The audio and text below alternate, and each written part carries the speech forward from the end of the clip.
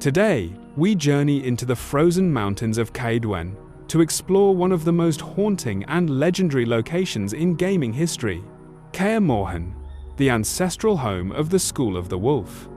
Over the next hour, we'll uncover the complete history of this ancient fortress, from its mysterious origins to its tragic fall, exploring the lives of the witches who called it home and the brutal trials that forged them into legendary monster hunters. So settle in, get comfortable, and let's begin this epic adventure into the heart of the Wolf School. Chapter 1. The Keep of the Elder Sea. High in the blue mountains of Kaer Morhen, perched on rocky precipices above the Gwenlik River, stands a fortress whose very name whispers of ages long past. Kaer Morhen, though the locals know it by this corrupted form, derives from the Elder speech, the ancient language of the elves who once dominated these lands. The original name, Kaer Morhen, translates directly to Keep of the Elder Sea, and this etymology carries within it a profound mystery about the geological history of this remote mountain region. The scholars of Oxenfurt Academy, that finest educational establishment in all the northern kingdoms, have long debated the significance of this name. Their conclusion, based on extensive geological surveys of the area, suggests something remarkable. The mountains surrounding Kaer Morhen were not always mountains at all. Eons ago, before humans walked these lands, before even the elves made their homes here, this region lay beneath a vast ocean.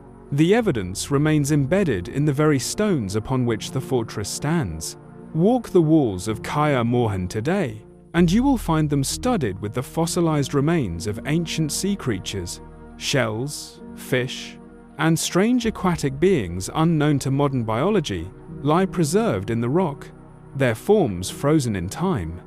The stones used in the construction of the keep itself contain these relics, creating an eerie reminder that where witches now train to hunt land-based monsters, creatures of the deep once swam freely. The valley surrounding the fortress tells the same story. Careful observers can find marine fossils scattered throughout the region, from the smallest shells to the impressions of larger creatures that once dominated these primordial seas. This ancient oceanic past gives Kaer Morhen a quality that sets it apart from other fortresses across the continent. The keep does not merely occupy space in the mountains, it exists as a bridge between geological epochs, a structure built upon the bones of a world that existed long before even the oldest recorded histories. The elves who first named this place understood this connection, choosing to honor the ancient sea in their designation of the fortress. Whether they built the original structure or merely discovered and named it remains a subject of debate among scholars. The question of Kaer Morhen's original construction presents another enduring mystery. The witches of the Wolf School who would eventually make the keep their home did not build the fortress. When they arrived in the Morhen Valley during the 11th century, they found the keep already standing. Its original builders either long departed or vanished through means unknown. Some scholars speculate that elves constructed the fortress during their golden age, before the humans came and the conjunction of spheres changed the world forever. The architectural style, they argue, bears certain hallmarks of elven design, particularly in the way the structure integrates with the natural rock formations of the mountain. Others propose a more mundane explanation. Human nobles or military commanders might have built the fortress during some forgotten conflict, establishing a stronghold in these remote mountains, only to abandon it when political circumstances changed or resources ran dry. The location certainly possessed strategic value for anyone seeking to control the mountain passes or defend against invasion from the east. The fortress's defensive positioning, built into the mountainside with sheer cliffs protecting its rear approaches, suggests military thinking of a high order. Yet a third theory, whispered among the more mystically inclined, suggests that the keep's origins may be neither elven nor human. The continent has seen many ages, many civilizations that rose and fell, leaving only fragments for later peoples to discover. Perhaps Kaer Morhen represents the remnant of some even more ancient culture, a people who built their fortress above the bones of the Elder Sea and then vanished. leaving only their stonework behind. This theory finds some support in certain architectural features that match neither elven nor human building traditions, strange angles and proportions that suggest different aesthetic sensibilities.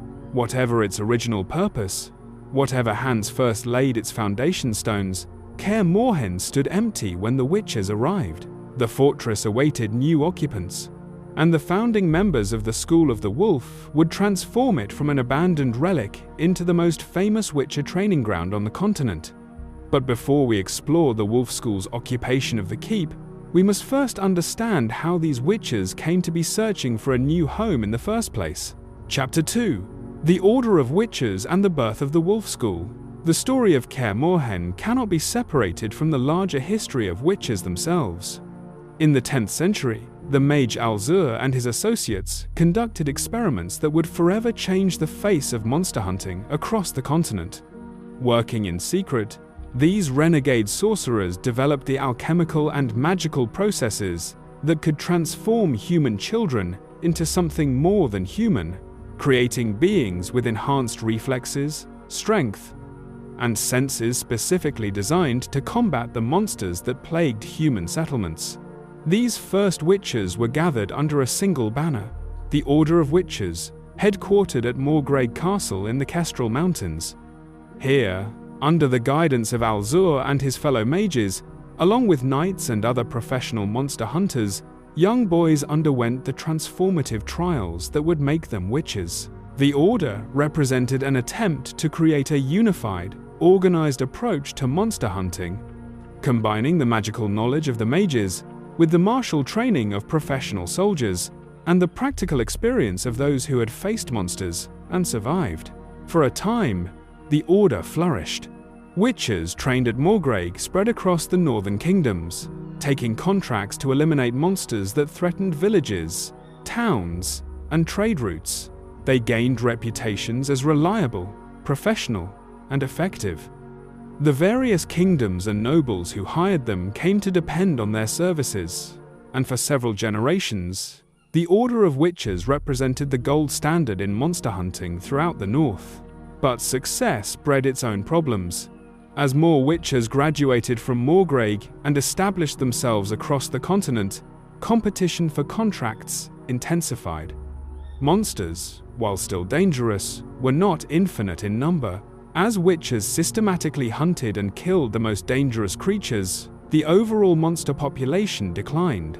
Fewer monsters meant fewer contracts, which meant less coin for witches to earn.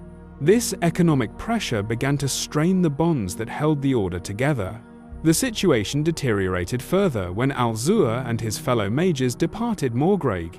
Whether they left voluntarily, pursuing other magical research, or vanished under mysterious circumstances, their absence created a leadership vacuum.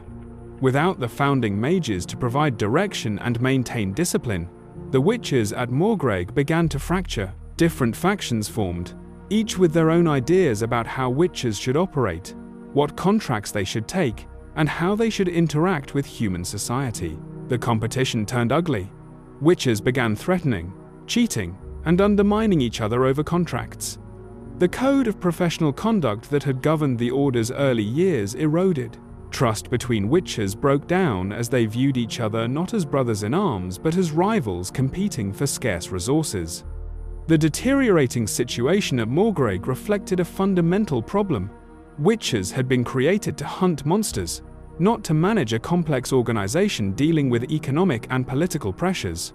The breaking point came when a witcher named Arnagad nearly killed his fellow witcher Rhys over a contract to hunt a chort. This violent confrontation between brothers-in-arms demonstrated how far the Order had fallen from its founding ideals. Arnagad, knowing that the rest of the Order would seek retribution for his actions, gathered a group of witches he trusted and returned to Morgrave to face his former companions. The confrontation that followed left Arnagad defeated but alive. He fled Morgrave with his surviving followers, eventually establishing the School of the Bear in the Amel Mountains. Arnagad's departure marked the beginning of the end for the Order of Witches. Other groups followed his example, breaking away to form their own schools with their own philosophies and approaches to the witcher's craft.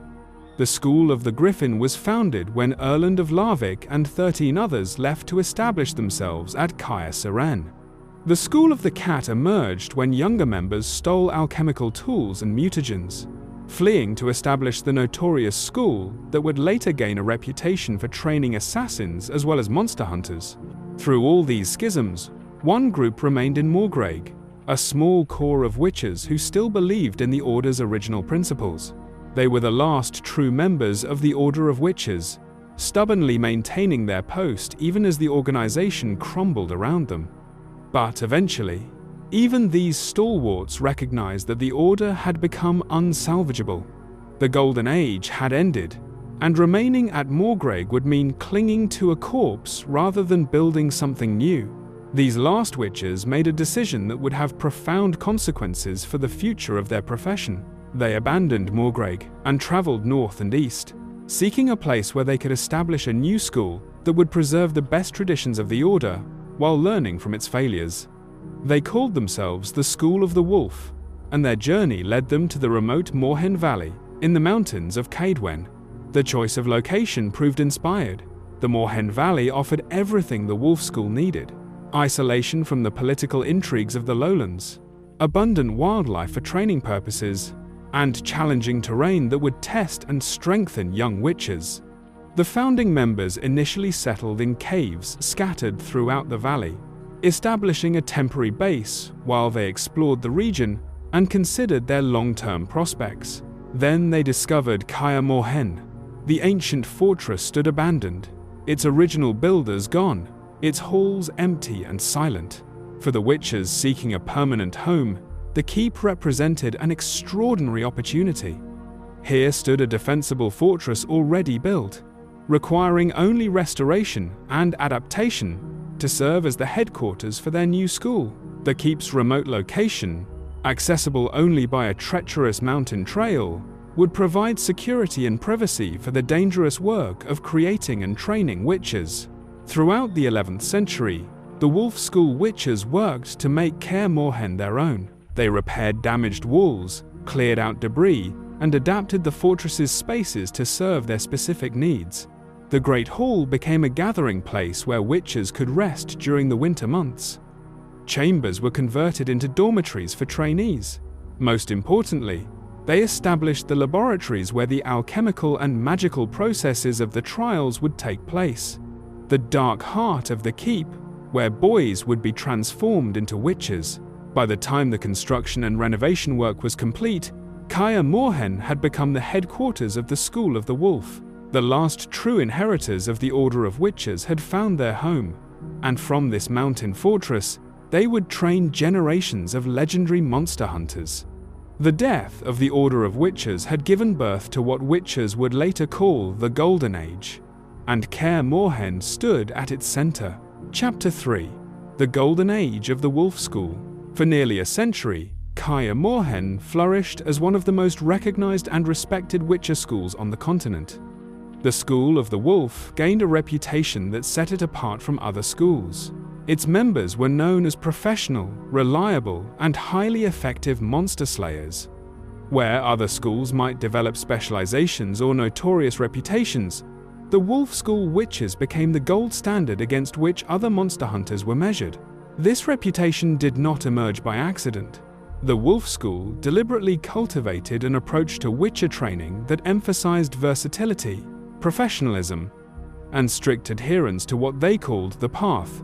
A Wolf School witcher was expected to be equally proficient with blade and sign, able to track monsters through any terrain, knowledgeable about hundreds of different creature types, and skilled in the alchemical arts that allowed witches to brew potions and prepare oils that gave them advantages in combat. The training regimen at Kaer Morhen became legendary for its brutality and effectiveness.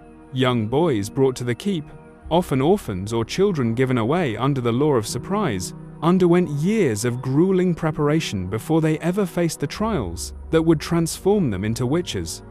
Physical conditioning began immediately, with instructors pushing trainees to develop the strength, speed, and endurance that would later be enhanced by the mutations. The boys ran the treacherous paths around Kaer Morhen, climbed the sheer cliffs surrounding the keep, and fought each other in practice, bouts that left them bruised and bloodied, but increasingly skilled.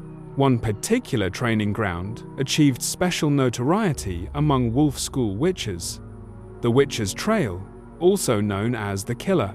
This treacherous path wound through the mountains surrounding Kaer Morhen, testing every aspect of a trainee's abilities.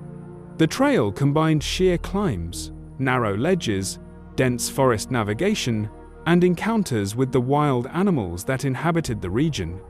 Many young witches gained their first scars on the trail, learning hard lessons about the consequences of overconfidence or inattention. Those who completed the trail successfully proved they possessed the physical capabilities and mental toughness necessary for the next phases of training. Beyond physical conditioning, trainees learned the intellectual aspects of the witcher's craft.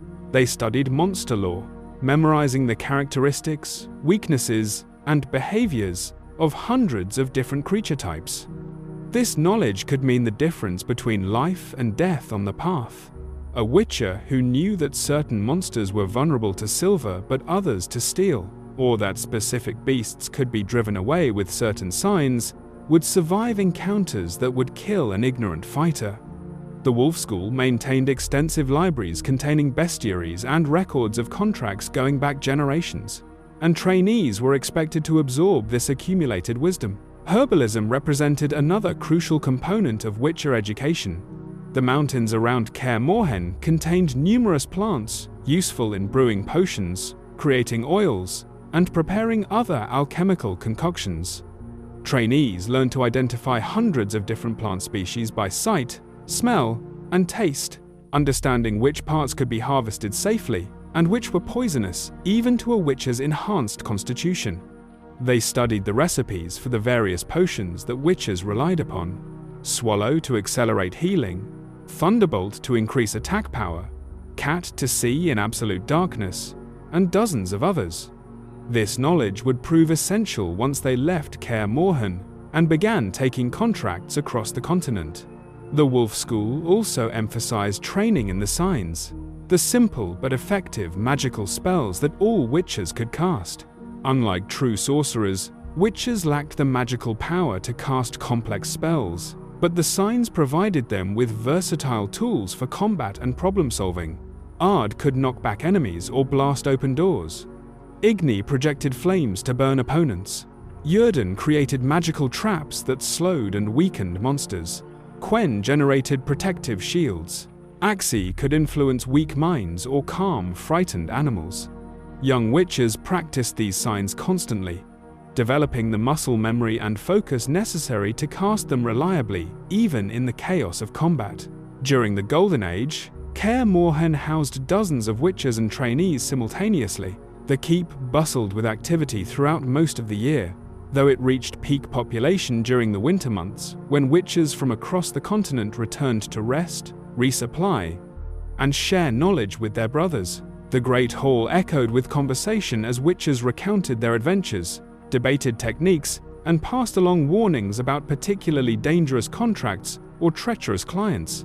These winter gatherings served as informal continuing education, ensuring that the accumulated experience of the entire school benefited every member. The Wolf School also developed relationships with the Kaedweni monarchy during this period. For a time, the kings of Kaedwen provided funding to both the School of the Wolf and the School of the Cat, recognizing the value of having trained monster hunters available to protect their territories. This royal patronage enabled student exchanges between the schools, with young witches spending time training at both Kaer Morhen and Stygia Citadel. Some of the older witches from both schools developed friendships during this period, though the younger generation often formed rivalries that resulted in arguments and brawls. The Golden Age produced some of the most famous witches in history. Names like Barmin, Wrens, and others became legendary across the northern kingdoms for their skill and professionalism. These master witches not only took on the most dangerous contracts, but also served as instructors, passing their knowledge to the next generation. The reputation of the Wolf School grew with each successful contract, each monster eliminated, each village saved from supernatural threats. Legend holds that at some point during this golden age, Kaer Morhen hosted Count Esteril Thyssen and his lover Agnes as they fled from Vidamont's wrath.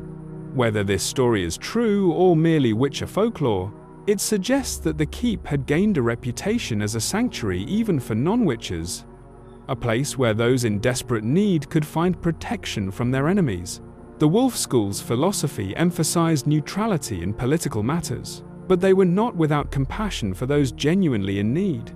The keep itself reflected the prosperity of this era. The walls stood strong and well maintained. The training grounds were kept in excellent condition. The laboratories contained all the ingredients and equipment necessary for creating new witches and brewing the potions they required.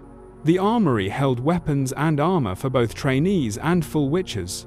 The stables housed horses that allowed witches to travel quickly between contracts. Kaer Morhen functioned as a completely self-sufficient fortress, producing or acquiring everything its inhabitants needed. But Golden Ages, by their nature, cannot last forever. Forces were gathering that would shatter the prosperity of the Wolf School and leave Kaer Morhen a broken shell of its former glory. The very success of witches in hunting monsters would contribute to their downfall, as would the fear and misunderstanding that humans felt toward these mutated monster hunters. The seeds of tragedy were already germinating, and they would soon bear bitter fruit. Chapter 4. The Trials that Forge Witches. To understand the true nature of Kaer Morhen, one must understand what happened in the laboratories hidden within its depths. Here, in chambers designed specifically for the purpose, boys underwent transformations that turned them into something more than human and something less than whole. The process of creating witches represented a profound violation of natural law, an alchemical and magical intervention that rewrote human biology at its most fundamental level. The trials killed far more children than they saved, but those who survived emerged as beings capable of feats that would be impossible for normal humans. The process began long before the actual mutations. Boys brought to Kaer Morhen, typically between the ages of 7 and 10, underwent years of physical and mental conditioning designed to prepare their bodies and minds for the transformations ahead. This preparation served multiple purposes. It strengthened their bodies to better withstand the shock of mutation. It ingrained the discipline and skills they would need as witches.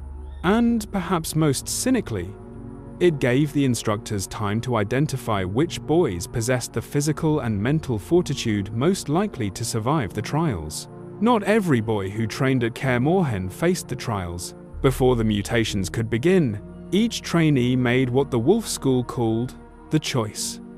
Despite the brutal training, despite years of preparation, at the crucial moment, a boy could refuse to undergo the transformations. The instructors would not force the trials upon an unwilling subject. Those who declined typically left Kaer Morhen, returning to whatever life awaited them in the wider world. They carried with them significant combat training and knowledge, but they remained fully human, without the enhanced abilities that made witches such formidable monster hunters. For those who chose to proceed, the trials represented a descent into suffering that few could imagine. The process required several distinct phases, each more dangerous and painful than the last, each pushing the human body to the absolute limits of what it could endure, and then forcing it beyond those limits through sheer alchemical will. The Trial of the Grasses, also known as the Trial of the Herbs, formed the foundation of witcher creation. This trial required the consumption and injection of special alchemical ingredients known collectively as the grasses, a mixture that included cornlily, nightshade, speargrass, wildrye, and wolfsbane. These herbs, when combined with mutagenic elixirs and virus cultures, would fundamentally alter the physiology of those who consumed them. The base of these mutagens supposedly came from the albumin of Gray's scolopendromorphs, mysterious creatures whose very biology contained properties that could reshape human flesh. Before the main trial began, trainees consumed small amounts of the grasses in teas, allowing their bodies to begin adapting to the foreign substances. But this gentle introduction served merely as preparation for the trauma to come. When the true trial of the grasses began, the boys were strapped to tables, immobilized to prevent them from injuring themselves during the convulsions that would inevitably follow. The herbs and elixirs were then injected directly into their veins. What happened next qualified as torture by any reasonable definition. Most trainees died by the third day. Their bodies simply could not withstand the assault of the mutagens, which attacked every system simultaneously, breaking down existing structures to rebuild them according to the alchemical formulas embedded in the grasses. Those who survived the first 3 days entered a different kind of hell. They fell into a stupor, their eyes taking on a glassy gaze, their hands clutching at anything within reach, as if trying to anchor themselves to reality. Their breathing became loud and hoarse, each breath a struggle as their respiratory systems underwent radical modification. Then came the second administration of the elixirs, and the boys' suffering intensified. They developed terrible coughs that progressed into violent vomiting. Seizures racked their bodies as the mutagens continued their work. Cold sweats soaked them as their temperature regulation systems failed and then reformed. Through all of this, they remained conscious, experiencing every moment of agony as their bodies fought the mutagens, while simultaneously being reshaped by them. The trial lasted approximately 1 week, 1 week of constant pain and suffering as the mutagenic process ran its course. Only 3 in 10 boys survived the standard trial of the grasses. The other 7 died in agony, their bodies unable to complete the transformation, their remains serving as grim reminders of the terrible price of becoming a witcher. Those who survived emerged changed. The first visible sign was their eyes, which transformed from normal human eyes into the distinctive cat-like orbs that marked all witches. The pupils could expand or contract far more than human pupils, granting witches the ability to see clearly in near-total darkness. This nocturnal vision would prove invaluable for hunting monsters that preferred to strike at night or in the deep shadows of forests and caves. But the changes went far deeper than eyes alone. The trial of the grasses enhanced every aspect of the witcher's physical capabilities. Their reflexes became lightning quick, allowing them to react to threats before normal humans could even process what was happening. Their strength increased dramatically, enabling them to wield heavy weapons with ease and overpower opponents much larger than themselves. Their endurance allowed them to fight for extended periods without tiring, to travel great distances without rest, and to survive wounds that would kill normal humans. The metabolic changes proved equally profound. Witchers developed immunity to most diseases that plagued humanity. Plagues that could wipe out entire villages left witchers untouched. Their enhanced immune systems also gave them resistance to poisons, though sufficiently potent toxins could still harm them. Their bodies could process alchemical potions that would be lethal to normal humans, allowing witchers to temporarily enhance their abilities even further through specialized concoctions. The trial of the grasses also fundamentally altered witcher aging. While not truly immortal, witchers aged much more slowly than normal humans. A witcher who survived his first century on the path would still appear to be in his physical prime, while a normal human of the same age would be ancient or already dead.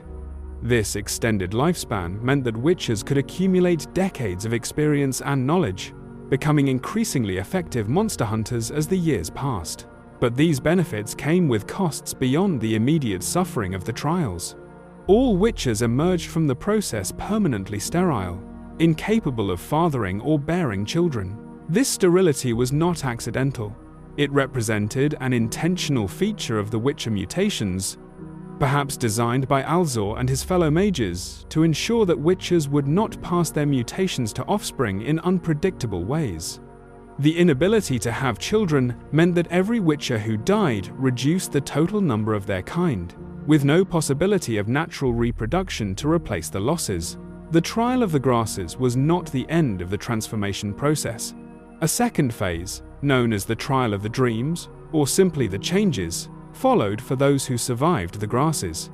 This phase required magical intervention from trained mages, who used their powers to continue the mutations, particularly focusing on the eyes, bone marrow, and hormones. The trial of the dreams remained mysterious even to most witches, as the mages who performed it guarded their techniques jealously. The magical nature of this phase meant it could not be replicated through alchemy alone, requiring the active participation of a sorcerer throughout the process. After surviving both the Trial of the Grasses and the Trial of the Dreams, trainees still faced additional tests before earning the title of Witcher. The Trial of the Medallion, better known among Wolf School witches as the Trial of the Mountains, served as a final examination of everything the trainees had learned. Working in groups, they had to swim across a pond near Kaer Morhen, navigate through caverns inhabited by a dangerous old cyclops called Old Speartip without waking him, then climb Troll's Head Mountain and negotiate with its notoriously mistrustful rock trolls before reaching a circle of elements where they could activate their Witcher medallions. Some witches faced an alternative final test, the Trial of the Forest Eyes. During this trial, trainees were taken into the woods, blindfolded and tied up, then expected to return to their instructors before the next morning using only their non-visual senses. Those who failed or were caught cheating faced punishment, hanging by their feet for an entire night.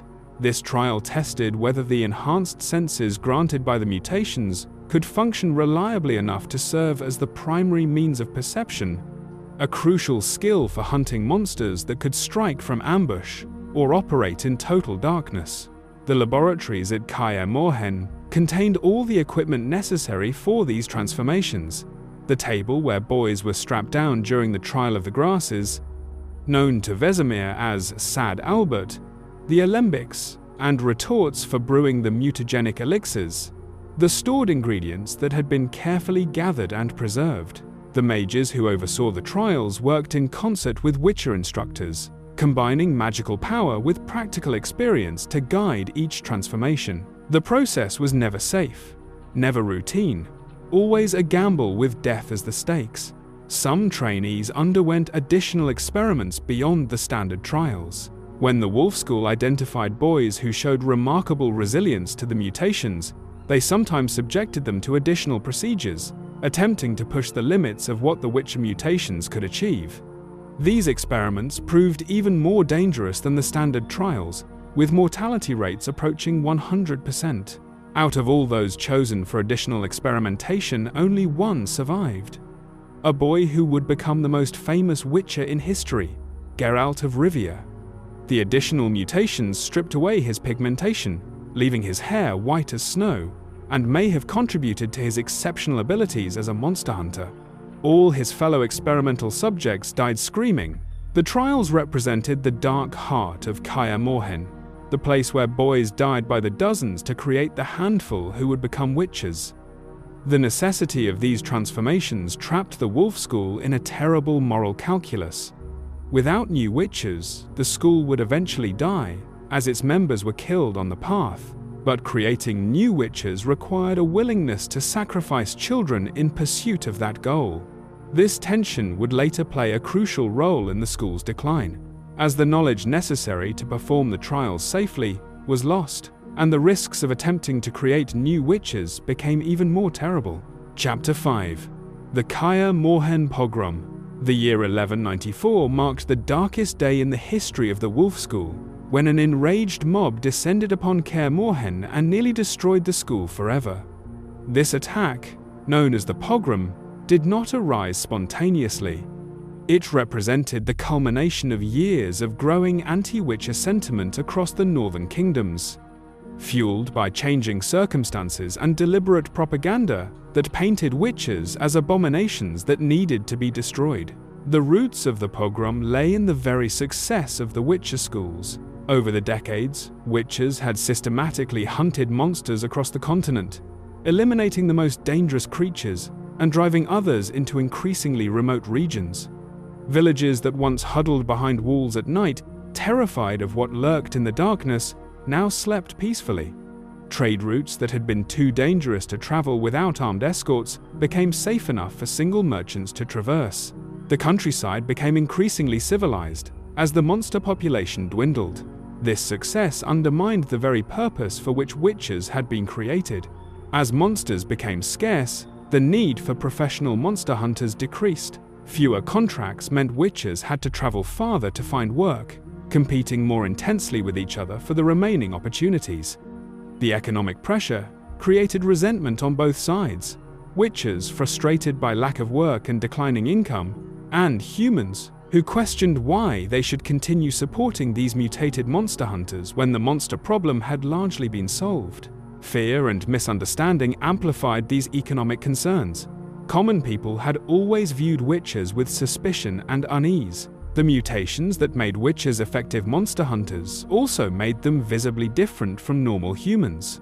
Their cat-like eyes, their unnatural reflexes, their ability to consume poisons that would kill normal men, all of these traits marked witchers as other. Parents frightened children with stories of witches stealing babies. Superstitious villagers blamed witches for bad harvests or illness. The professional detachment that witches cultivated, their refusal to become emotionally involved in local politics or disputes, was interpreted as cold-hearted indifference to human suffering. Propaganda exploited and magnified these fears. Publications defamatory to witches circulated throughout the northern kingdoms, the most notorious being a tract called Monstrum. This propaganda portrayed witches as monsters themselves, mutant abominations that threatened decent society. The authors of these works accused witches of kidnapping children, consorting with dark powers, and serving as agents of chaos. They called for the elimination of all witcher schools, arguing that the witches had become more dangerous than the monsters they supposedly hunted. Some of this propaganda had basis in actual witcher misdeeds. Not all witchers lived up to the professional standards of the wolf school. The School of the Cat, in particular, had developed a notorious reputation for training assassins and taking contracts that had nothing to do with monster hunting. Individual witchers from various schools had committed crimes, broken contracts, or behaved in ways that brought shame to their profession. These incidents, while relatively rare, provided ammunition for those who wanted to paint all witches as dangerous villains. But propaganda alone could not have destroyed Kaer Morhen. The fortress stood in one of the most remote and defensible locations on the continent, accessible only by the treacherous Witcher's Trail. An enraged mob of peasants, no matter how numerous or determined, should never have been able to capture and destroy such a stronghold. The key to the fortress's fall lay in betrayal. Someone with intimate knowledge of Kaer Morhen, someone who knew the layout of the keep, the defensive measures, the secret ways in and out, provided this information to the mob's leaders. The identity of this traitor has never been conclusively established. Some witches believe a disgruntled mage who had worked with the school provided the intelligence, angry over some perceived slight or motivated by the substantial reward offered for information about witcher operations. Others suspect a former trainee who had failed or fled the trials might have sought revenge against those he blamed for his suffering. Whoever the traitor was, their information proved devastatingly accurate. The mob that approached Kaer Morhen in 1194 included not just peasants armed with farming tools and hunting weapons, but also nobles, zealots, and professional soldiers. They brought siege equipment appropriate for assaulting a mountain fortress. Most importantly, they brought mages whose magical power could counter the defensive advantages that had made Kaer Morhen virtually impregnable. The timing of the attack demonstrated careful planning. The assault occurred during a period when most of the Wolf School's witches were away on the path, taking contracts across the northern kingdoms. Only a skeleton garrison remained at Kaer Morhen. Approximately 24 fully trained witches, and 40 boys in various stages of training. Under normal circumstances, even this reduced force would have been sufficient to hold the fortress against a much larger attacking army. Witches were, after all, designed for combat, and the keep's defenses had been maintained specifically to repel attackers. But these were not normal circumstances. The attacking force possessed inside knowledge of the keep's weaknesses. They knew which walls were most vulnerable. They knew the locations of the water supplies and food stores. They knew where the witches would position their defenses, and they brought overwhelming numbers, hundreds of attackers for every defender. The battle that followed represented a massacre. The mob broke through the outer defenses more quickly than should have been possible, suggesting that the traitors' information had been very specific indeed.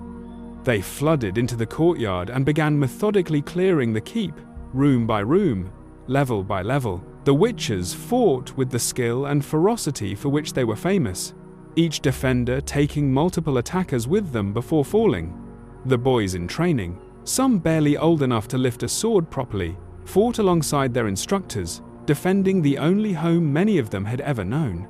The battle raged through the halls and chambers of Kaer Morhen. In the Great Hall, witches made a desperate stand, using the furniture as improvised barricades. In the training yards, instructors and students fought side by side against overwhelming numbers. In the laboratories, older boys tried to defend the precious equipment and ingredients that made witcher creation possible, recognizing, even in their desperation, that losing these resources would cripple the school's ability to continue.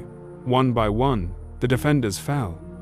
The mob showed no mercy, no willingness to accept surrender. They had come to destroy the Wolf School utterly, to ensure that no witches would ever again emerge from Kaer Morhen. They killed without discrimination, cutting down both the battle-hardened instructors and the terrified trainees, who were still years away from becoming true witches. By the time the sun set on that terrible day, 23 witches lay dead, along with nearly 40 students. The mob had achieved their primary objective. The Wolf School's ability to train new witches had been crippled, perhaps destroyed forever.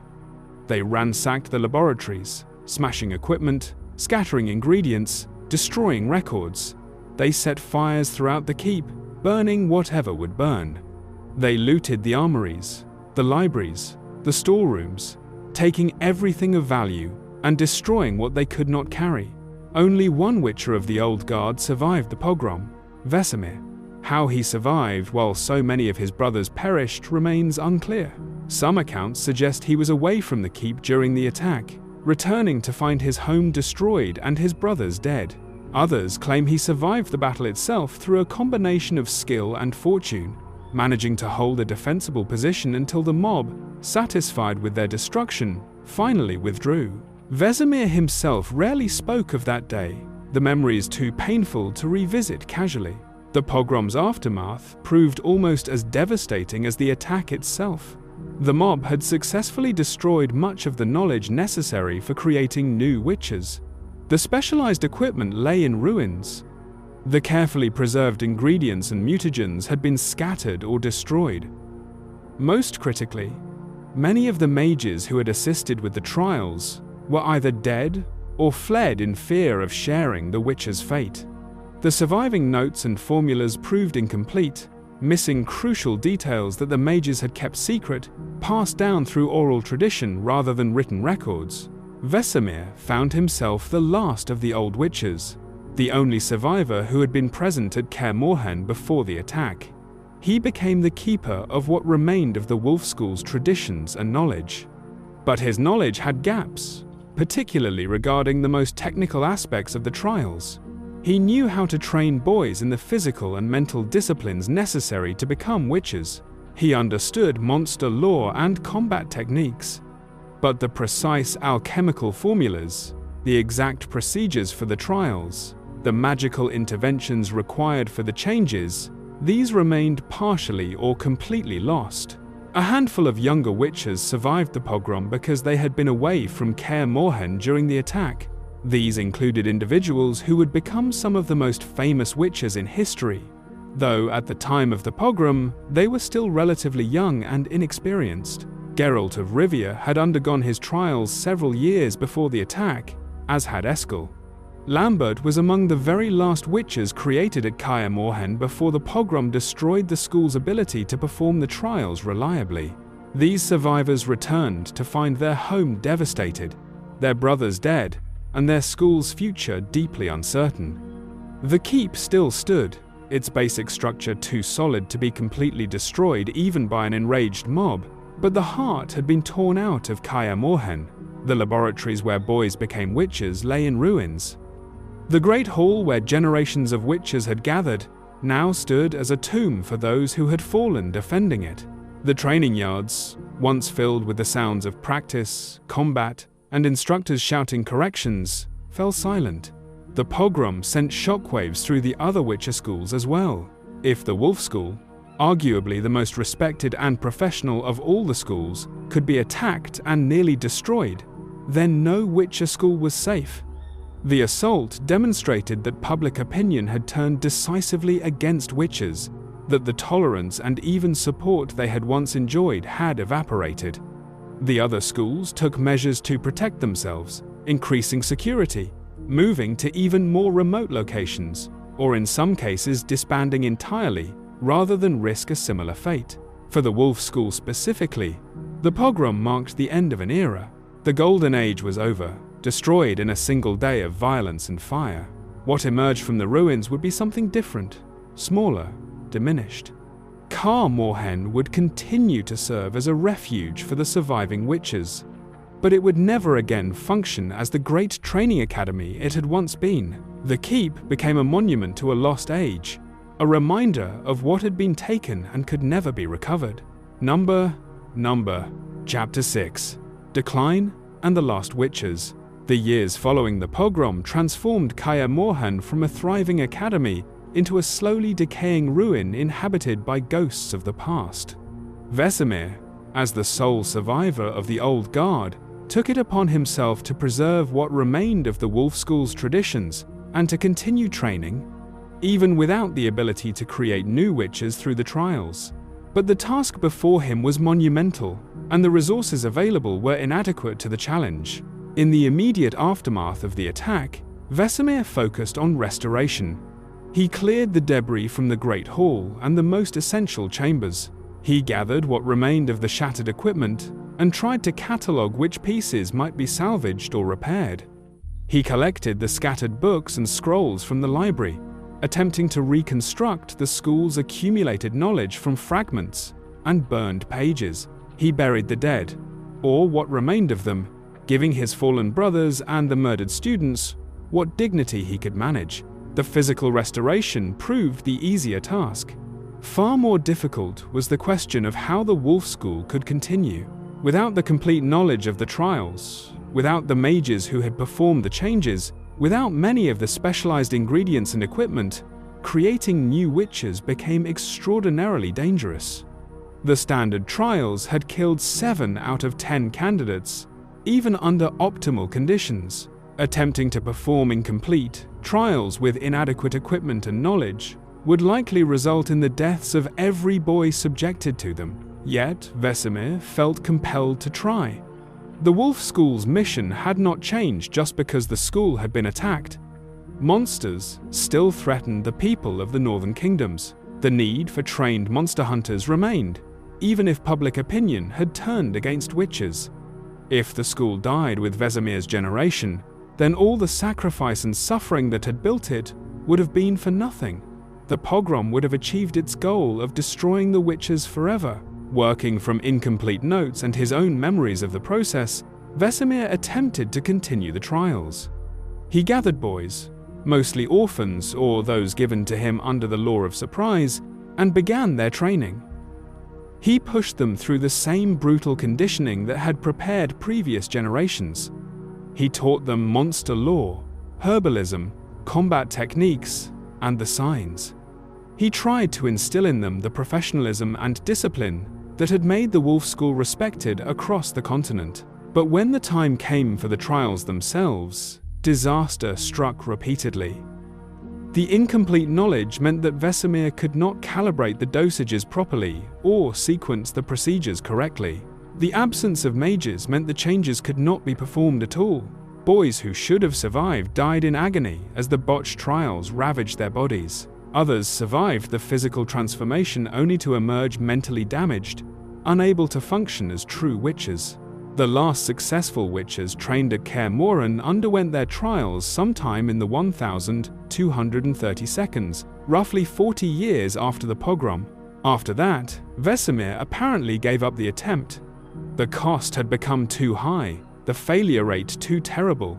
He could not continue feeding boys into a process that killed nearly all of them while producing only broken survivors. The Wolf School's ability to create new witches had died with the mob's assault, and no amount of determination or effort could resurrect it. This decision marked a fundamental shift in Kaer Morhen's purpose. The keep could no longer serve as a training academy for new witches. Instead, it became a refuge, a place where the surviving Wolf School witches could return during the winter months to rest, resupply, and reconnect with their brothers. The transformation from academy to refuge happened gradually, as rooms that had once housed dozens of trainees stood empty year after year, as the training grounds grew quiet, as the laboratories remained locked and silent. Vesemir adapted to his new role as caretaker rather than instructor. He maintained the keep as best he could with the resources available, repairing damage caused by weather and time, keeping the most essential facilities functional. He greeted the witches who returned each winter, providing them a warm welcome and a safe place to rest between contracts. He kept alive the traditions and stories of the Wolf School, ensuring that the younger generation understood their heritage, even if they could never fully recreate it. The surviving Wolf School witches developed a pattern that would persist for decades. They spent most of the year on the path, traveling the roads of the northern kingdoms, taking whatever contracts they could find. Monsters had become scarcer, but they had not vanished entirely. There remained sufficient work to keep a small number of witches employed, though the glory days of plentiful contracts and generous payment were long past. Many witches struggled to earn enough coin to maintain their equipment and supplies. When winter came and the mountain passes became too dangerous to traverse safely, the witches returned to Kaer Morhen. They gathered in the Great Hall, sharing stories of their adventures over the past year. They practiced their combat skills together, sparring in the training yards to maintain their edge. They brewed potions and prepared for the coming year. Most importantly, they reconnected with the only family most of them had ever known, finding solace in the company of others who understood the Witcher's life. By the time of the main Witcher saga, the Wolf School had dwindled to a handful of members. Vesemir remained the eldest, now over 2 centuries old, his knowledge of the old days unmatched, but his physical abilities slowly declining. Geralt of Rivia had become perhaps the most famous Witcher on the continent, though his fame brought as many problems as benefits. Eskel, scarred from a particularly dangerous contract, remained one of the most skilled witches of his generation despite his relatively low profile. Lambert, the youngest, carried bitterness about the life that had been chosen for him, though his skill was undeniable. These 4 witches, along with occasional guests, represented the entirety of the Wolf School's active membership. Other witches from the school had died over the years, killed by monsters, accidents, or the simple accumulation of wounds and wear that eventually claimed even the hardiest warrior. No new witches joined to replace those lost. The school was dying, slowly but inevitably, as age and attrition reduced their numbers year by year. Kaer Morhen itself reflected this decline. Large sections of the keep fell into disrepair, too expensive or labor-intensive for Vesemir to maintain alone. Roofs leaked, letting in rain and snow. Walls cracked as mortar deteriorated. Windows that had once been glassed over now stood open to the elements, their panes long since broken. The keep that had once housed hundreds now sheltered only a handful, and the contrast between what had been and what remained served as a constant reminder of everything that had been lost. The laboratories where the trials had been performed stood as particularly poignant symbols of the school's decline. The equipment lay rusted and broken. Dust covered the tables where boys had been strapped down for their transformations. The ingredients that remained had long since lost their potency. These rooms had once been the heart of Kaer Morhen, the place where witches were born. Now they were tombs, monuments to a process that would never be repeated. Yet despite the decay and decline, Kaer Morhen retained importance for the surviving witches. It remained home, the only place where they could truly relax and be themselves without the constant wariness that life on the path demanded. Within these walls, they did not need to maintain the professional detachment that protected them from becoming too involved in the human dramas of the villages and towns they passed through. Here, they could speak freely with others who understood the unique challenges and loneliness of the Witcher's existence. The keep also served as a repository for the Wolf School's accumulated knowledge. The library, though diminished from its glory days, still contained valuable information about monsters, alchemy, and Witcher techniques. Vesemir maintained these records carefully, copying damaged texts, organizing the information so it could be accessed easily. This knowledge represented the distilled experience of generations of Witchers, hard-won wisdom paid for in blood and suffering. As long as it survived, some part of the Wolf School's legacy would persist. Chapter 7. The Remaining Wolves. To understand Kaer Morhen in its twilight years, one must understand the Witchers who called it home. Each of the surviving Wolf School members brought their own perspectives, experiences, and relationships to the keep, creating a complex dynamic within the small brotherhood that remained. Vesemir stood as the patriarch of the Wolf School, the last living link to the days before the pogrom. By the events of the Witcher games, he had lived for well over 2 centuries, having survived not just the usual dangers of the path, but also the catastrophic attack that had destroyed so many of his brothers. His advanced age showed in subtle ways: the deep lines on his face, the way he moved more carefully than younger Witchers, the occasional stiffness in his joints, but he remained formidable, his skills honed by decades of experience that no younger Witcher could match. Vesemir's role had evolved significantly over the centuries. In his youth, he had been a Witcher like any other, taking contracts and hunting monsters across the continent. The pogrom forced him into a new position: keeper of traditions, instructor of the young, and ultimately caretaker of Kaer Morhen itself. He accepted these responsibilities with the same professionalism he had once applied to monster hunting, recognizing that the school's survival depended on someone maintaining its physical presence and preserving its knowledge. As an instructor, Vesemir proved demanding but fair. He pushed his students hard because he understood that inadequate training could get them killed once they left Kaer Morhen. He had seen too many young Witchers die because they lacked proper preparation or made foolish mistakes that experience would have prevented.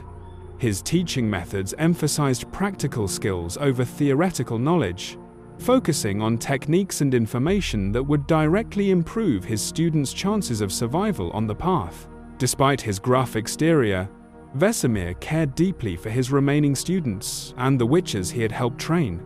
They represented his family, the closest thing to sons that a sterile Witcher could ever have. He took pride in their accomplishments and felt their losses keenly.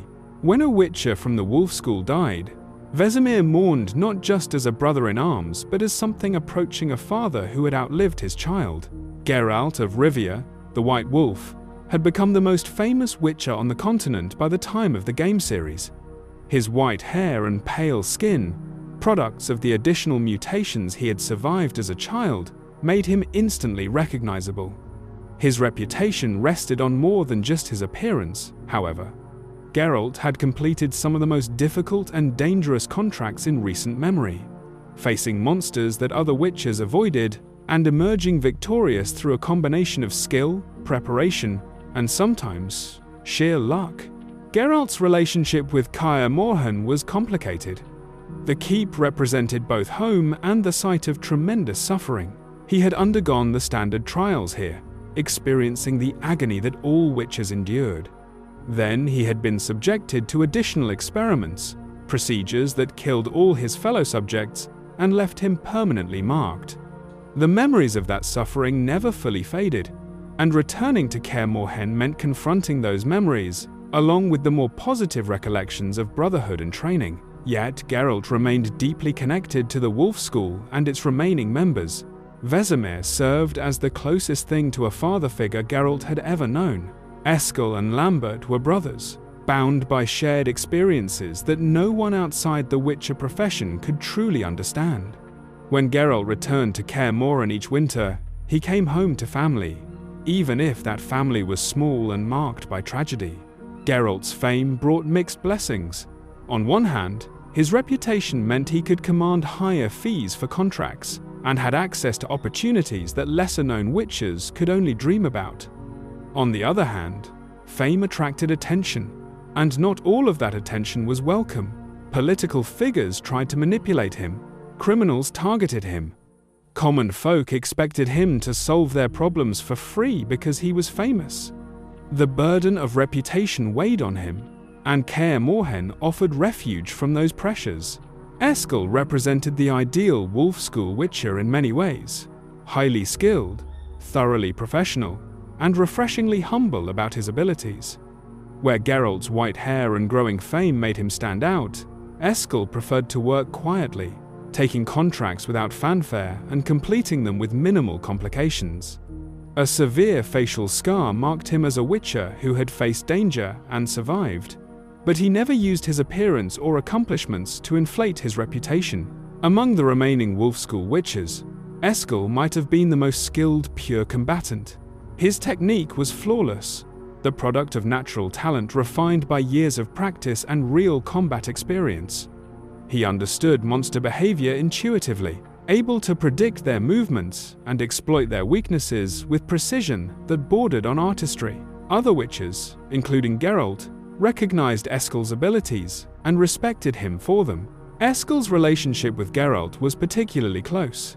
They had trained together as boys, undergone the trials at roughly the same time, and supported each other through the years on the path. They understood each other in ways that required few words, the kind of deep friendship that comes from shared suffering and mutual respect. When they reunited at Kaer Morhen each winter, they fell into easy companionship, sparring together, sharing stories, and simply enjoying each other's company. Unlike Geralt, who had become entangled in political intrigue and complicated relationships, Eskel maintained a relatively straightforward existence. He took contracts, hunted monsters, collected his payment, and moved on to the next job. He formed few lasting attachments outside the Wolf School, preferring the clarity of the path to the messy complexities of human society. This simplicity suited him, allowing him to focus on what he did best without the distractions that complicated Geralt's life.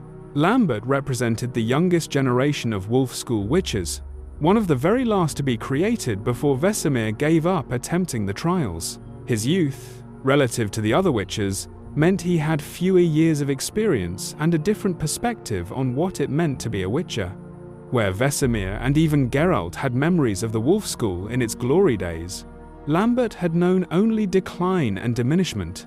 This difference in experience shaped Lambert's attitude toward his profession. He resented the choices that had been made for him, the fact that he had been given to the Wolf School as a child and transformed into a witcher without any real say in the matter. He questioned the traditions and hierarchies that the older witches accepted without much thought.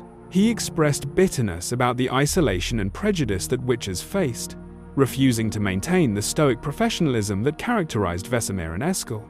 Yet, beneath Lambert's cynicism and complaints lay genuine skill and commitment. He was a capable witcher who took his contracts seriously, despite his vocal dissatisfaction with his lot in life. His combativeness and sharp tongue masked deeper feelings of loyalty to his brothers and attachment to Kaer Morhen, even if he would rarely admit to such sentiments directly. Lambert's relationship with the other witches was contentious but ultimately affectionate. He argued with Vesemir regularly, challenging the old witch's authority and questioning his decisions. He traded barbs with Geralt, their verbal sparring serving as a form of bonding. With Eskel, he maintained a wary respect, recognizing skill even while maintaining his combative stance. These relationships, prickly as they sometimes were, represented family for Lambert, the only real connections he had in a world that generally feared and despised witches. Together, these four witches formed the core of the Wolf School in its final years. They represented different generations, different attitudes, and different approaches to the witcher's craft. But they shared fundamental bonds, the mutations that set them apart from normal humans, the training they had received at Kaer Morhen, the knowledge that they were among the last of their kind. When they gathered in the Great Hall during winter, they created a temporary community, a brief respite from the loneliness of the path. Their conversations ranged widely. They discussed monster behavior and shared tactics for dealing with particular creature types. They debated philosophical questions about the witcher's role in society and whether their profession still had value in a world with fewer monsters. They told stories of past adventures, embellishing for entertainment while teaching valuable lessons about what worked and what didn't. They argued about everything from combat techniques to the best recipes for witcher potions. Their debates fierce, but ultimately friendly. These winter gatherings also served practical purposes. The witchers maintained their equipment together, sharing tools and expertise. They brewed potions using the herbs they had collected during their travels, restocking supplies for the coming year. They sparred extensively, practicing techniques and testing new approaches against skilled opponents who would punish mistakes. They studied together, reviewing monster lore and discussing new information they had gathered. But perhaps most importantly, these gatherings reminded the witchers that they were not alone. The path could be intensely isolating, as witchers traveled from place to place, never staying long enough to form lasting connections with the people they protected. At Kaer Morhen, among their brothers, they could drop the professional detachment that kept them safe and simply be themselves, witches among witches, understood and accepted without judgment or fear. To number. Chapter 8. Ciri and the Question of a New Generation. The arrival of Cirilla Fiona Ellen Rhiannon, called Ciri, at Kaer Morhen marked a dramatic departure from the keep's usual patterns. For the first time in decades, a young girl rather than a boy came to train in the witcher arts. For the first time since Vesemir had given up attempting the trials, the keep housed a child who might represent a new generation of the Wolf School. But Ciri's presence also raised profound questions about the future of witches and the ethics of their creation. Ciri came to Kaer Morhen in the fall of 1263, brought by Geralt, who had claimed her through the Law of Surprise years earlier. At approximately 10 years old, she had already experienced more tragedy than most children ever would, having witnessed the destruction of Cintra and the death of her grandmother, Queen Calanthe. The trauma of these experiences had left her frightened, angry, and desperately in need of safety and stability. Kaer Morhen provided that safety, at least temporarily. The keep's remote location meant that Ciri's enemies, and she had many powerful enemies seeking her for various reasons, would struggle to find her here. The witches themselves, while hardly traditional parents, offered protection and a form of family. Geralt in particular took his responsibility for Ciri seriously, determined to keep her safe and help her process her trauma. But what should Ciri's training entail? The witches faced a fundamental question. Should they train her as they would a boy destined to become a witcher, or should they provide some different form of education more appropriate for a girl who would never undergo the mutations? The question proved more complicated than it initially appeared, as different witches held different views on the matter. Vesemir took a pragmatic approach. Ciri needed to defend herself in a dangerous world. The enemies seeking her would not hold back because she was a child or a girl.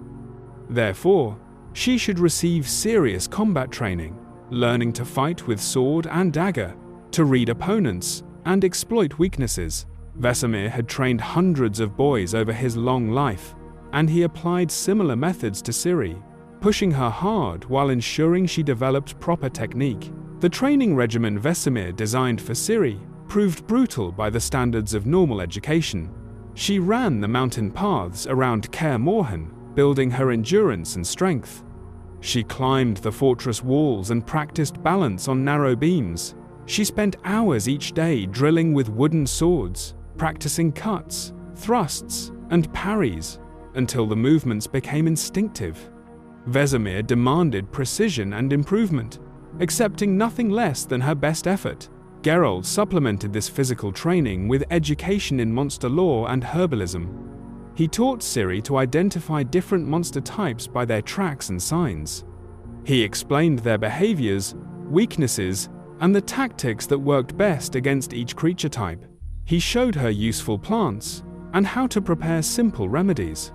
This education would serve her well whether or not she ever formally became a monster hunter, as the knowledge could save her life if she encountered dangerous creatures while traveling. Lambert and Eskel also contributed to Ciri's education, though in different ways. Lambert taught her that rules could be bent or broken when necessary, that the official way of doing things was not always the best way. He encouraged her rebellious streak and validated her anger about the injustices she had experienced. Eskel provided a steadier influence, demonstrating through example how a witcher should conduct themselves with professionalism and competence. The sorceress Triss Merigold also spent time at Kaer Morhen during this period, ostensibly to help with Ciri's education. Triss taught Ciri about magic, helping the young girl understand and control the powers that occasionally manifested unpredictably. But Triss also brought an outside perspective, questioning some of the harsher aspects of Ciri's training and advocating for a more balanced approach that recognized Ciri's humanity alongside her need for combat skills. As Ciri's training progressed, a more fundamental question emerged: should she undergo the trials? Ciri herself raised this possibility, wanting to become a true witcher like Geralt, rather than merely a girl trained in witcher arts. The question sparked intense debate among the witchers and Triss. The arguments against subjecting Ciri to the trials were substantial. First and foremost, no girl had ever undergone the witcher mutations.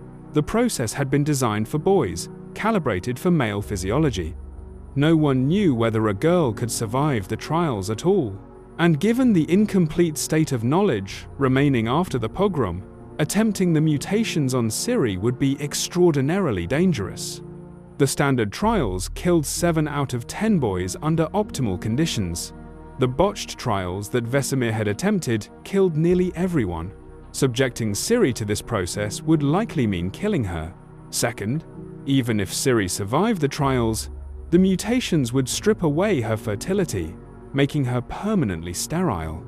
For a normal witcher candidate, an orphan with no family or prospects, sterility was a tragic but perhaps acceptable cost for gaining enhanced abilities. But Ciri was different. She was the lion cub of Cintra, heir to thrones and bloodlines.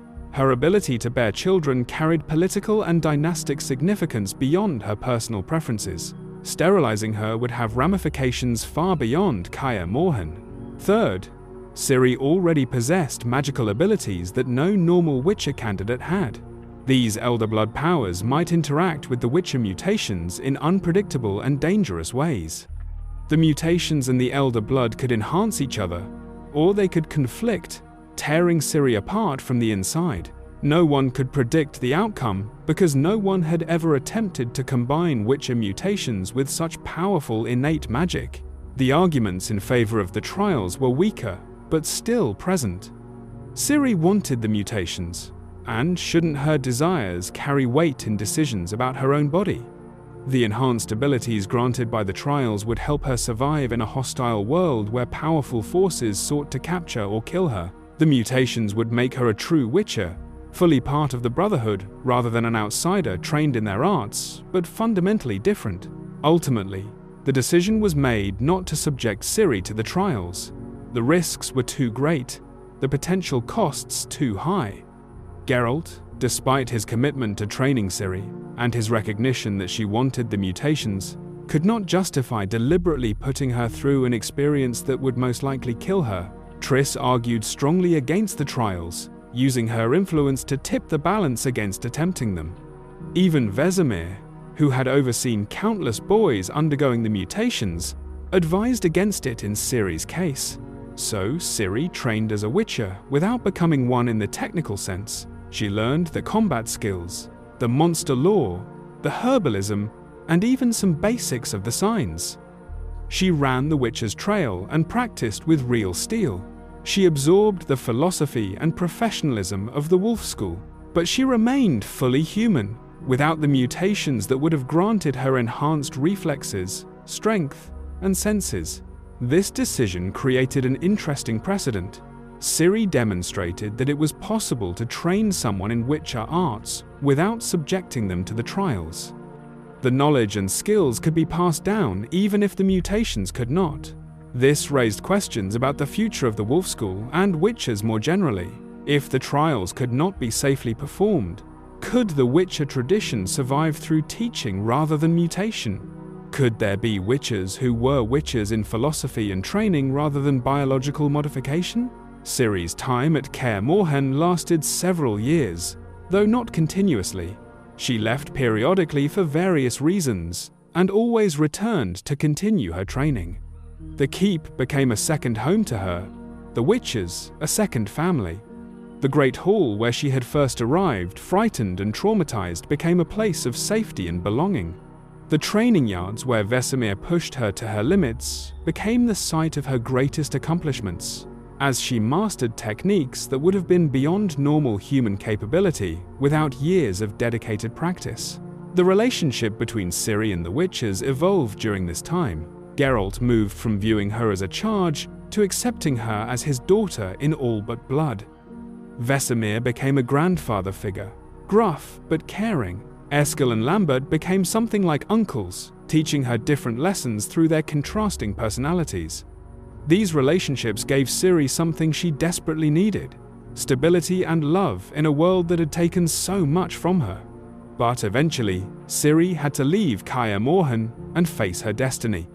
The keep could not protect her forever, and she had her own role to play in the larger events sweeping across the continent.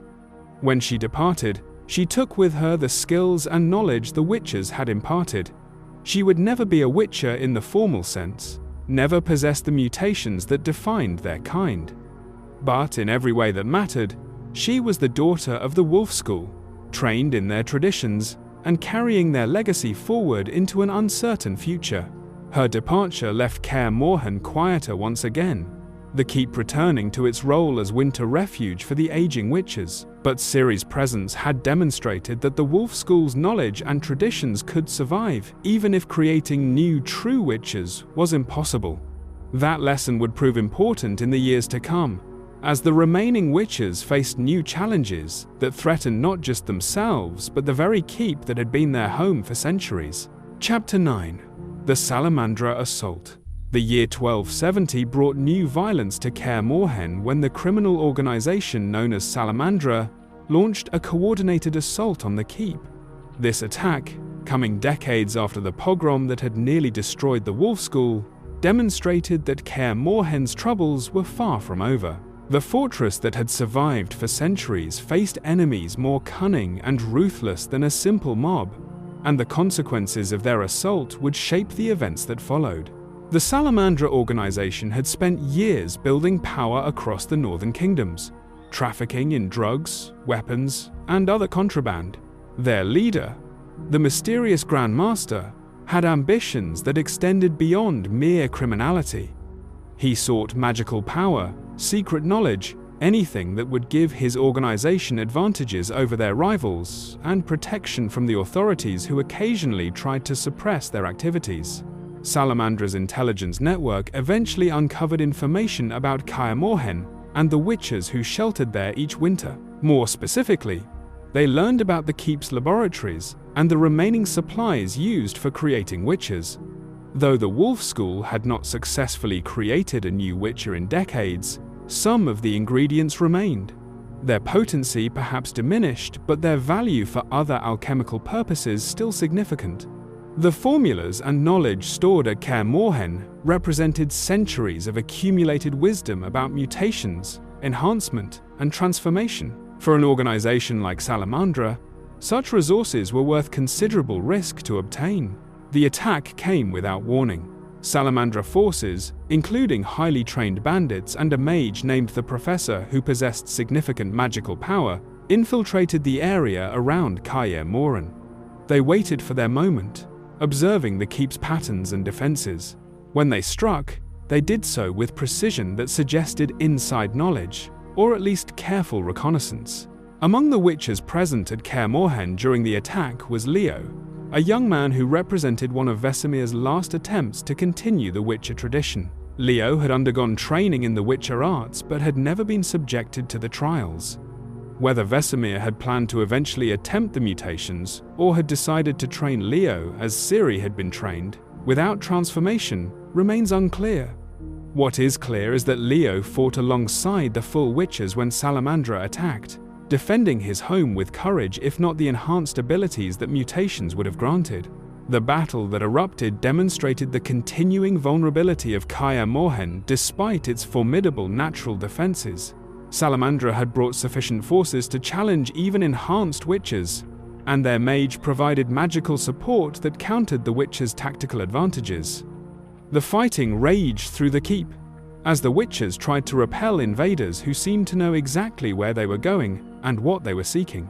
Geralt, who had only recently returned from what everyone had believed was his death, found himself thrust immediately into combat.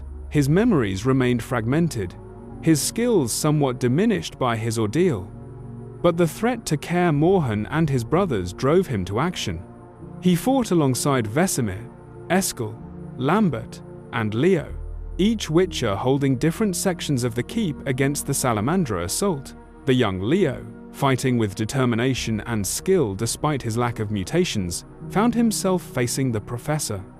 The mage proved too powerful for Leo's abilities to overcome. In the brutal confrontation that followed, Leo fell, becoming the first witcher killed in defense of Kaer Morhen since the pogrom decades earlier. His death shocked the surviving witches, a reminder that even their mountain sanctuary was not truly safe, that the enemies they had thought left behind in the lowlands could reach them even here. Despite Leo's death, the witches eventually drove off the Salamandra forces, but the organization achieved part of their objective before retreating. They successfully stole ingredients and formulas from the laboratories, carrying away knowledge that the Wolf School had guarded for generations. The theft of these materials had implications beyond the immediate loss. In the wrong hands, the secrets of witcher creation could be misused, twisted to create something monstrous, rather than the disciplined monster hunters the Wolf School had produced. The aftermath of the Salamandra attack left Kaer Morhen and its inhabitants scarred. Leo received a funeral befitting a witcher, his body buried in the grounds around the keep. Though he had never undergone the trials, he had died defending Kaer Morhen and his brothers, and that sacrifice earned him a place among the honored dead.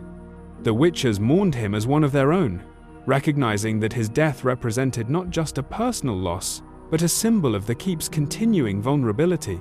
The theft of the witcher secrets launched Geralt on a quest to recover them and bring the Salamandra leadership to justice. This pursuit would take him across the northern kingdoms, entangling him in politics, conspiracies, and conflicts that stretched far beyond a simple criminal organization.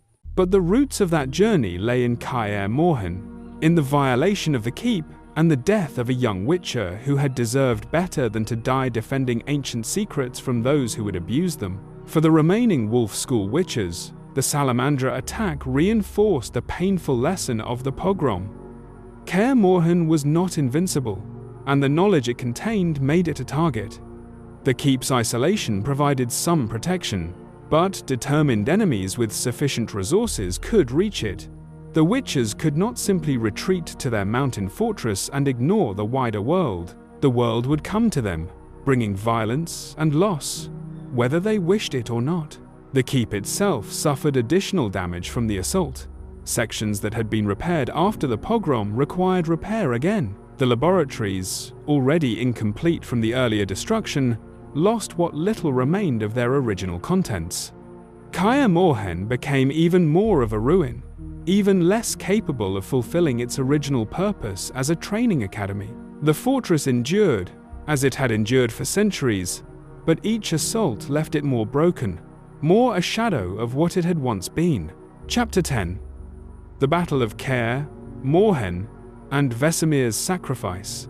The year 1272 brought the greatest threat Kaer Morhen had faced since the pogrom, when the wild hunt itself descended upon the fortress.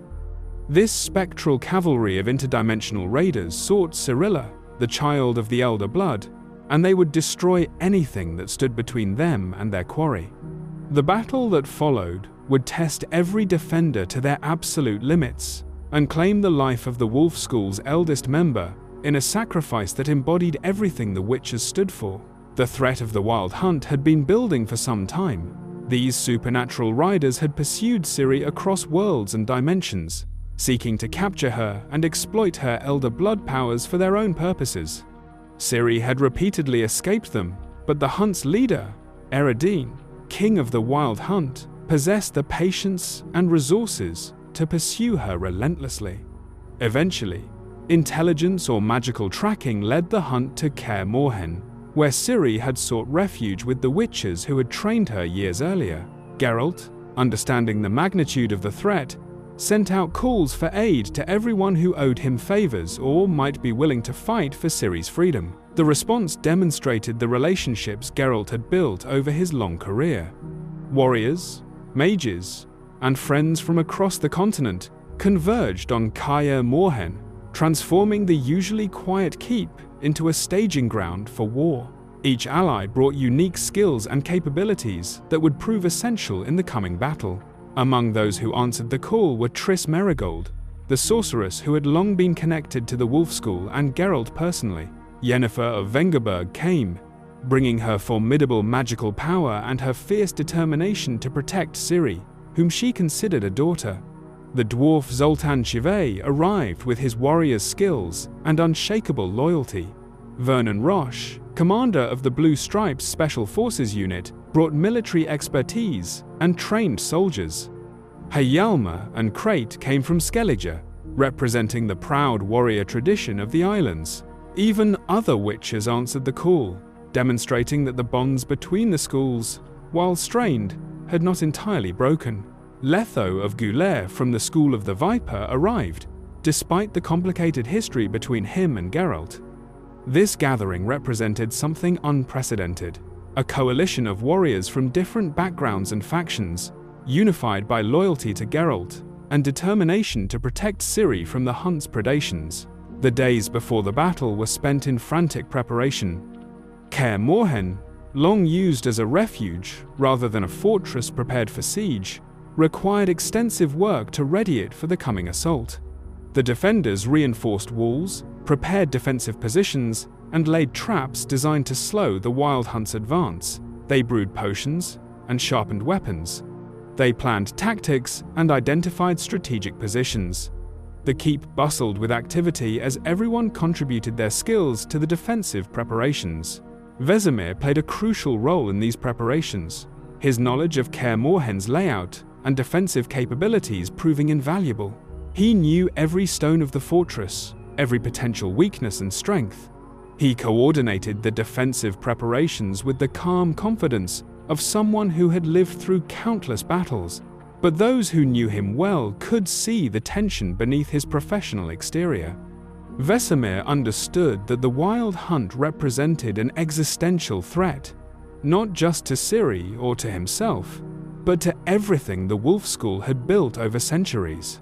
The defenders also worked with Ciri herself, helping her understand and control her powers. Her Elder Blood abilities had grown stronger, but they remained partially unpredictable.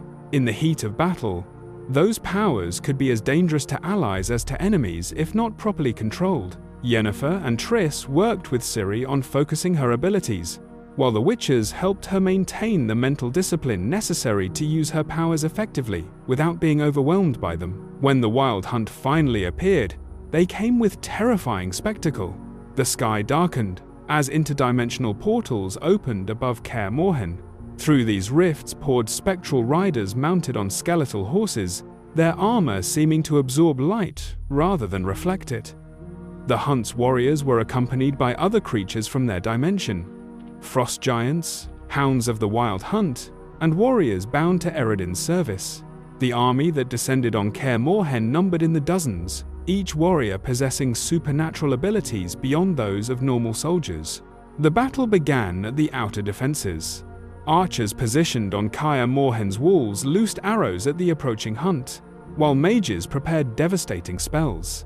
The defenders had chosen a strategy of defense in depth, planning to make the hunt fight for every meter of ground, wearing them down through attrition before the final confrontation. The first wave of hunt warriors crashed against prepared positions, finding the defenders ready and determined.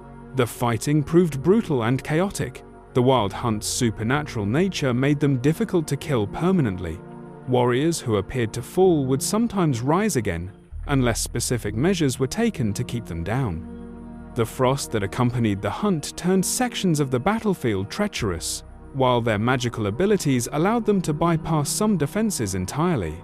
The defenders fought with desperate courage, knowing that defeat would mean Ciri's capture and likely the death of everyone else present. Geralt fought at the forefront, his silver sword flashing as he cut down hunt warriors. His knowledge of monsters and supernatural creatures served him well against these interdimensional foes. Eskel and Lambert fought alongside him, the Wolf School witchers working in coordinated patterns developed through years of training together. Vesemir, despite his age, moved through the battle with lethal efficiency, his centuries of experience making him deadly even against supernatural opponents. The mages provided crucial support, their spells disrupting hunt formations and eliminating threats that conventional weapons struggled to address. Triss unleashed devastating fire magic, while Yennefer wielded more subtle but equally effective spells.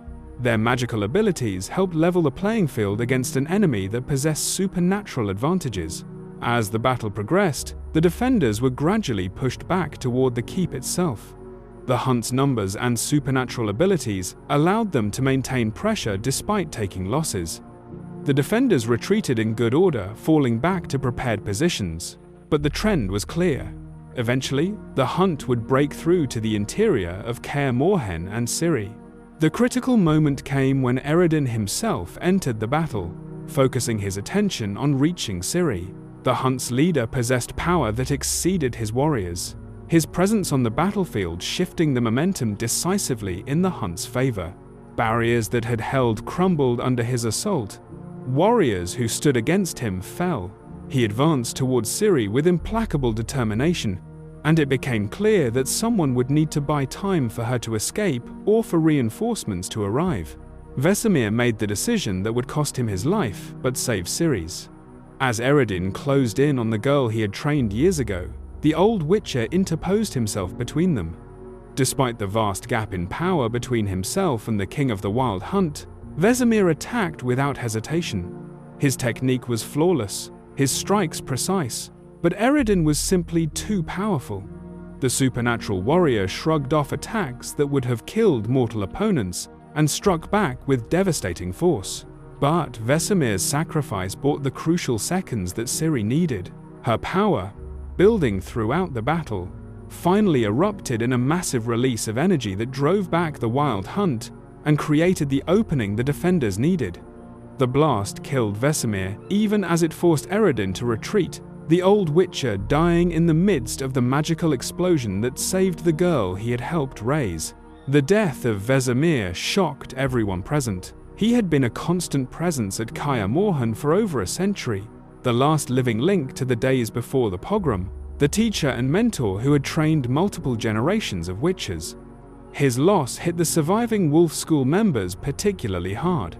Geralt, Eskel, and Lambert had all trained under Vesemir, had learned from him not just combat techniques but the philosophy and professionalism that defined the Wolf School. His death marked the end of an era in the most final way possible. The Wild Hunt, though driven back by Ciri's power, was not destroyed. Eredin and his warriors retreated to regroup, promising to return. But the immediate threat had been averted. Kaer Morhen had held, though at terrible cost. The defenders had succeeded in protecting Ciri, proving that even supernatural threats could be overcome through courage, preparation, and willingness to sacrifice. In the aftermath of the battle, the defenders gathered to mourn Vesemir and honor his memory. They built a funeral pyre in the traditional manner, placing the old witcher's body upon it along with his sword and medallion. As the flames consumed his remains, his brothers and friends shared memories of him, celebrating a life lived with honor and ended with sacrifice.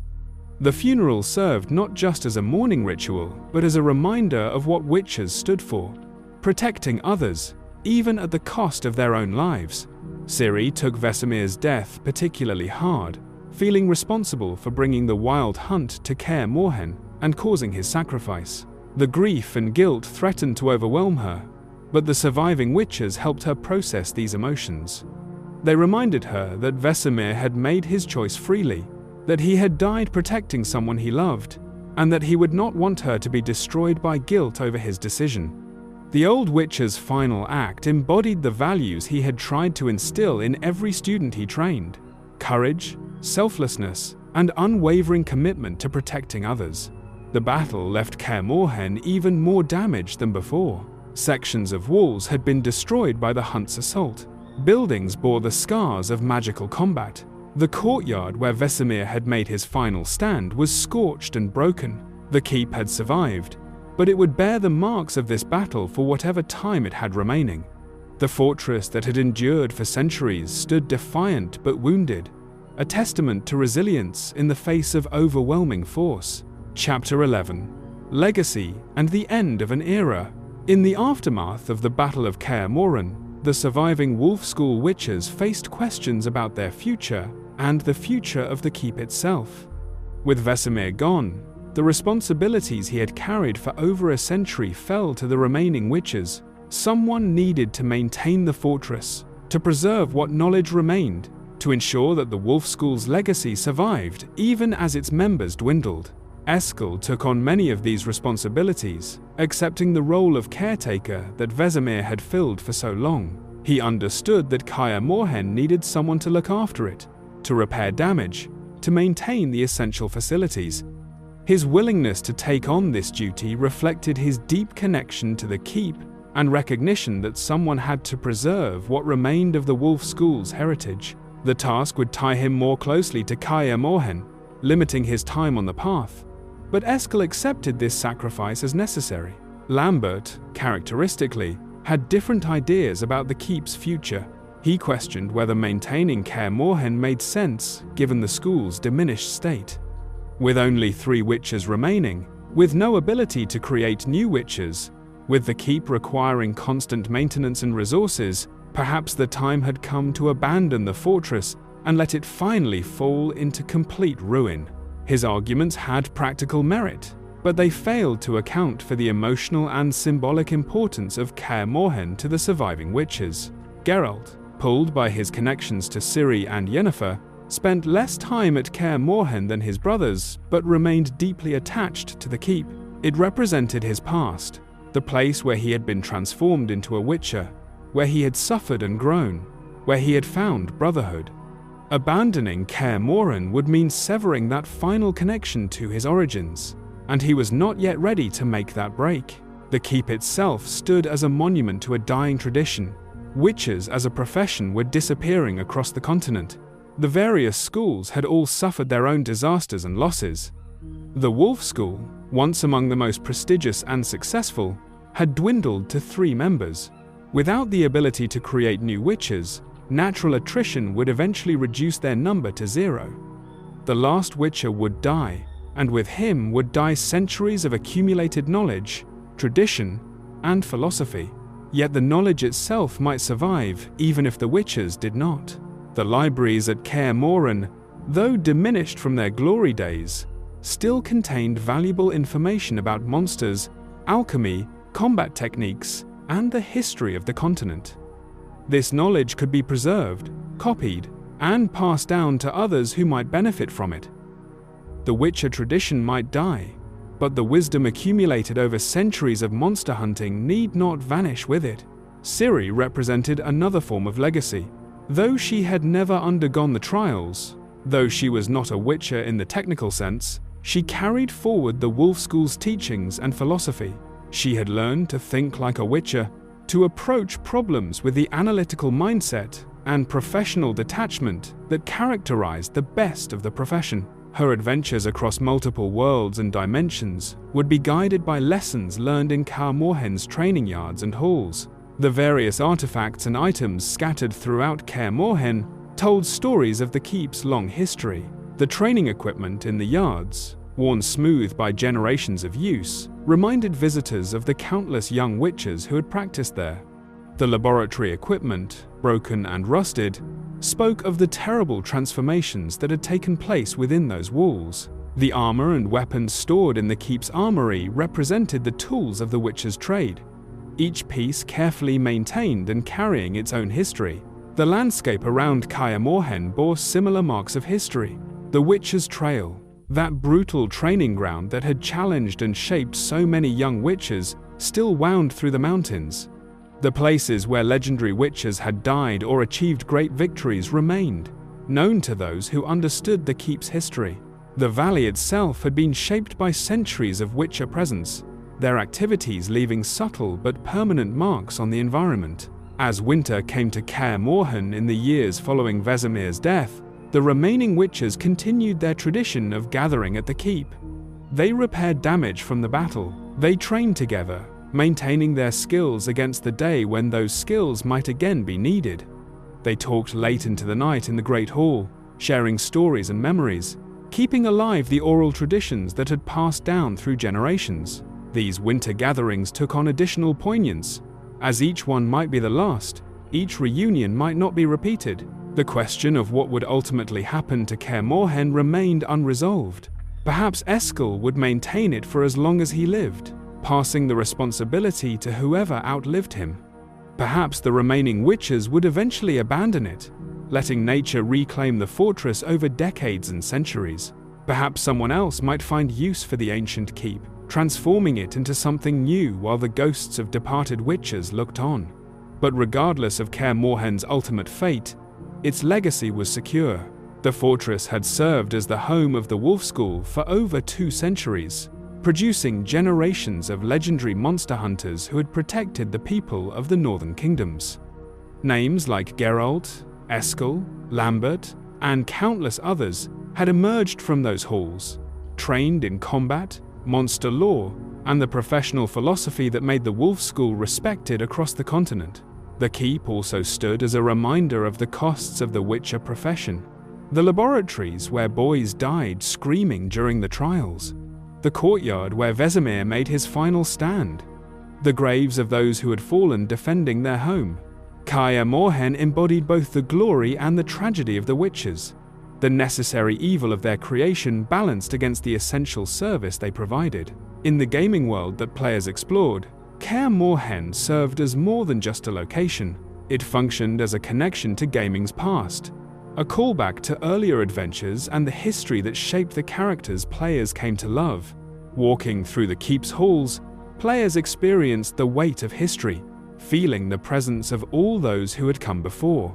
The broken equipment, the damaged walls, the empty rooms, all told stories without words, communicating through environmental storytelling the rise and fall of a legendary institution. The Battle of Kaer Morhen represented one of gaming's most memorable moments, combining spectacular action with genuine emotional weight. The gathering of allies, the desperate defense, Vesemir's sacrifice, all of these elements came together to create an experience that resonated with players long after they completed the sequence. The battle demonstrated that even in a world of magic and monsters, the most powerful forces were still courage, loyalty, and willingness to sacrifice for others. For players completing The Witcher 3, Kaer Morhen served as a touchstone throughout the game. They returned to it periodically, seeing how events in the wider world affected this isolated mountain fortress. They witnessed its transformation from quiet refuge to staging ground for war. They experienced the cost of defending it and the grief of losing those who had protected it for so long. The keep became not just a location, but a character in its own right, its fate intertwined with the fate of the witchers who called it home. Conclusion: the keep of the Elder Sea. And so we conclude our journey through the complete history of Kaer Morhen and the School of the Wolf. From its mysterious origins as a fortress built above the bones of an ancient sea, through its golden age as the premier Witcher training academy, through the catastrophic pogrom that nearly destroyed it, to its final days as a refuge for the last surviving members of a dying profession, Kaer Morhen's story encompasses triumph and tragedy in equal measure. The keep's physical structure endures, perched on its mountain cliffs, defiant against time and violence. Its walls, though damaged and worn, still stand. Its halls, though emptier than they have ever been, still echo with memories of those who trained and lived within them. Kaer Morhen persists as a monument to the Witcher way of life, a reminder that even institutions built on centuries of tradition and sacrifice can fall, but refuse to disappear entirely. The wolf school that made Kaer Morhen its home represented the best aspects of the Witcher profession. They cultivated professionalism, skill, and a philosophy that emphasized protection of the innocent over personal gain. They trained some of the most legendary monster hunters in history, witches whose names became known across the continent for their effectiveness and reliability. The school's reputation was earned through generations of witches who lived up to its ideals, even when doing so meant personal sacrifice. But the story of Kaer Morhen also reveals the darker side of the Witcher profession. The trials that killed 7 out of 10 children, the sterility that made witches unable to reproduce, the isolation and prejudice they faced from the very people they protected, the violence that eventually came for them, whether from enraged mobs or criminal organizations or interdimensional raiders. The witches paid a terrible price for their abilities, and that price was paid not just by them but by the children who died screaming during failed mutations. The individuals who inhabited Kaer Morhen in its final years embodied different responses to the witcher's condition. Vesemir represented tradition and commitment, maintaining the old ways even when circumstances made that maintenance increasingly difficult. Geralt demonstrated adaptation, finding his own path while respecting the traditions that shaped him. Eskel showed quiet competence, living the Witcher ideal without need for recognition or fame. Lambert embodied questioning and resistance, challenging the traditions while still honoring the bonds they created. Together, these witches created a family in the truest sense, bound not by blood but by shared experience, mutual respect, and genuine care for each other's welfare.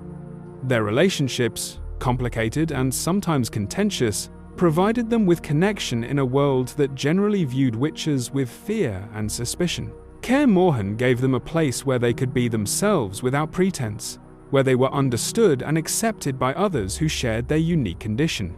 The keep's influence extended beyond its walls through the witches it trained. Geralt's adventures across the continent, his involvement in political intrigues and world-shaping events, all traced back to his training at Kaer Morhen. The skills he employed, the philosophy that guided his decisions, the connections he maintained with his fellow witches, these all originated in the mountain fortress that had shaped him as surely as the mutations had transformed his body. Ciri's story demonstrated that Kaer Morhen's legacy need not be limited to those who underwent the trials. She absorbed the Wolf School's teachings without the mutations, proving that the knowledge and philosophy could be passed down even if the biological transformations could not. Her training at the Keep prepared her for the extraordinary challenges she would face, giving her tools, both practical and mental, to survive in a hostile universe. The Battle of Kaer Morhen represented the Keep's final great moment, when it served as the site of desperate resistance against overwhelming supernatural force. That the defenders held, that they protected Ciri and drove back the Wild Hunt, validated everything the Witches stood for. But Vesemir's death in that battle also symbolized the passing of an age, the final severing of connections to the Wolf School's glory days. In the end, Kaer Morhen stands as a metaphor for the Witcher profession itself, ancient, powerful, battered by time and violence, enduring despite everything, but ultimately facing an uncertain future. The Keep will likely outlast the witches who called it home, its stones more durable than the flesh and blood of even mutation-enhanced humans. Future generations might discover the fortress and wonder about those who built it and those who later occupied it. They might find artifacts and records that tell fragments of the story we have explored today. But the full story, the complete history of Kaer Morhen and the School of the Wolf, encompasses more than any physical remains could convey. It includes the suffering of boys who died during the trials, the triumphs of witches who saved villages from monsters, the brotherhood forged through shared hardship, the traditions passed down through generations, the final desperate stands against enemies who sought to destroy everything the witches had built. It includes Vesemir's centuries of service, Geralt's legendary adventures, Ciri's training, and the countless other stories that played out within those ancient walls. The Keep of the Elder Sea, built on the bones of a vanished ocean, became home to a profession itself now vanishing. The parallel is almost poetic. Just as the sea that once covered these mountains receded, leaving only fossils as evidence of its existence, so too the witches recede from the world, leaving behind stories, legends, and the ruins of their mountain fortress as evidence they once existed. Thank you for joining me on this comprehensive journey through the history of Kaer Morhen and the School of the Wolf.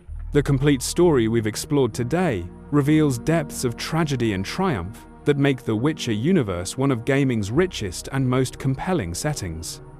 If you enjoyed this deep dive into one of gaming's most iconic locations, please like and subscribe for more explorations of gaming's greatest stories. Until next time, may your path be clear and your blade be sharp, fellow travelers.